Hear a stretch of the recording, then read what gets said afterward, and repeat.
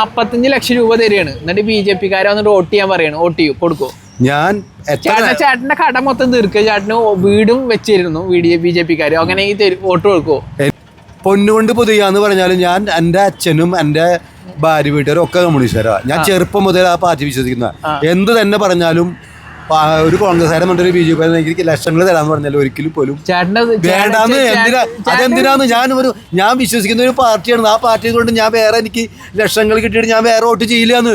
അതിപ്പോ പരസ്യമായിട്ട് ഞാൻ പറയണേ.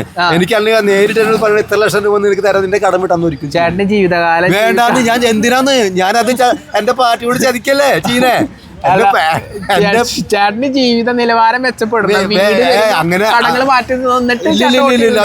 ഒരു വോട്ട് കൊടുത്താൽ മതി. ഇല്ലാന്ന് എന്തിനാന്ന്. അത് ഞാൻ എന്റെ പാർട്ടി ചതിക്കുന്നതല്ലേ. ഞാൻ വിശ്വസിക്കുന്ന പാർട്ടിയാണ്. 33 കൊല്ലമായിട്ട് ഓട്ടോറിക്ഷ ഓടിക്കുന്ന ആളോടെ അല്ല 36 കൊല്ലമായിട്ട് ഓട്ടോറിക്ഷ ഓടിക്കുന്ന ആളാ. മനസ്സിലായി. നമ്മളത് ഇന്നും നമ്മൾ അധ്വാനിക്കാൻ തയ്യാറാണെന്ന്. എനിക്ക് 60 വയസ്സായിരുന്നു. അപ്പൊ മറ്റൊരുത്തന്റെ നമുക്ക് ആവശ്യമില്ലാന്ന്. നമ്മൾ പണിയെടുക്കാൻ തയ്യാറാ.